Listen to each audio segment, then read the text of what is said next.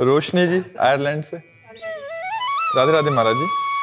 महाराज जी, मेरा प्रश्न है कि भगवान को प्रसन्न कैसे करें ताकि वो हमारी मनोकामना पूरी करें। आपने बताया था कि तप करना चाहिए, तो कैसे तप किया जाए, कोई व्रत किया जाए कि हमारा मनोकामना पूरी। पहली बात तो एकादशी व्रत शुरू करो। फिर जैसे भगवान शिव की उपासना तो सोमवार व्रत शुरू करो। भगवान शंकर का अभिषेक करो, नाम जप करो, कुछ पाठ करो और वो भगवान को प्रदान करो। फिर भगवान से प्रार्थना करो। एक तो ये डिपार्टमेंट हो गया, और एक हो गया कि लाडले प्रभु मैं आपकी लाडली हूँ, मैं जैसी हूँ आपकी हूँ, मेरे से कुछ नहीं बनेगा। आप अपने हिसाब से मेरी आवश्यकताओं की पूर्ति कर दें, मेरे हिसाब से नहीं, मेरे हिसाब से नहीं। मेरा हिसाब तो बहुत छोटा है, नाथ आप अपने हिसाब से कीजिए। जोई जोई प्यारो करे सोई मोहि भावे। ये बड़ा मस्ती का मार्ग जो दूसरा बताया। पहले वाला वो एक दुकानदारी का मार्ग है कि जो हम किया उसका फल दे दीजिए, और इसमें किए का फल नहीं है, इसमें मैं आपकी हूँ। जैसे गोदनामा में नहीं होता पूरी प्रॉपर्टी गोदनामे वाले के ऊपर, ऐसे ही भक्त को भगवान अपना सर्वस्व समर्पित कर देते हैं। भक्त जब अपना भगवान को सर्वस्व समर्पित कर देता है तो भगवान अपना सर्वस्व समर्पित कर देते हैं। तो जितना हमारा समर्पण जोर का होगा उतना ही हमें आनंद की अनुभूति होगी। एक ये मार्ग है, और एक ये मार्ग है कि जितनी जोर का हम तप करेंगे, व्रत करेंगे, उसका वैसे ही फल हमको प्राप्त होगा। ये कमजोर मार्ग है, इसमें हम कितना करेंगे। और ये मार्ग है कि सीधे भगवान अपना ऐश्वर्य, ज्ञान, वैराग्य, भक्ति, प्रेम जो चाहिए उसका खजाना खोल देते हैं और भक्त निहाल हो जाता है। तो भगवान का बनने में ज्यादा लाभ है।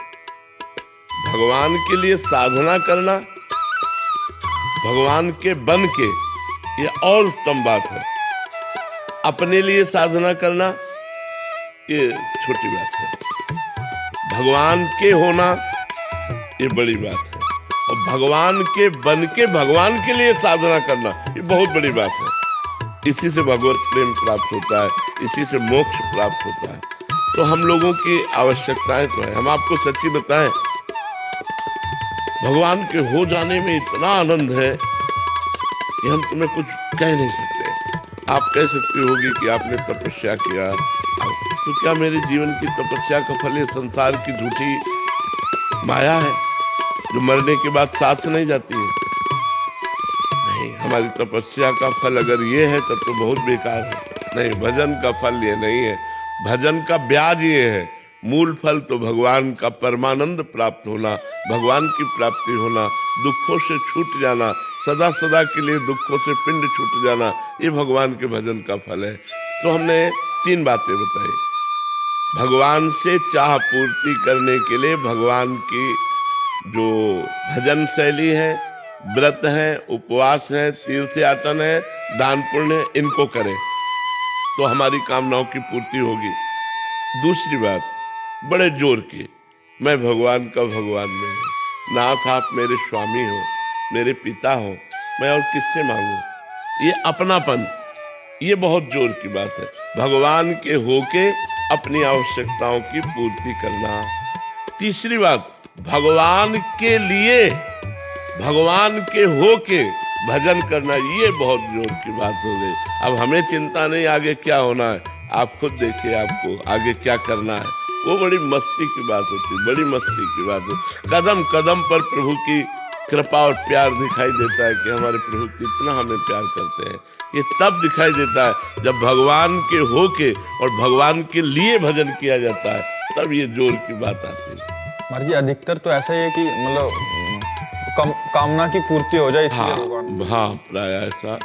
लेकिन हमारी कामनाओं की कभी पूर्ति हो नहीं सकती। एक कामना पूरी होती है तो 2 कामनाएं खड़ी हो जाती हैं, 2 पूरी होती है तो 4 खड़ी हो जाती हैं।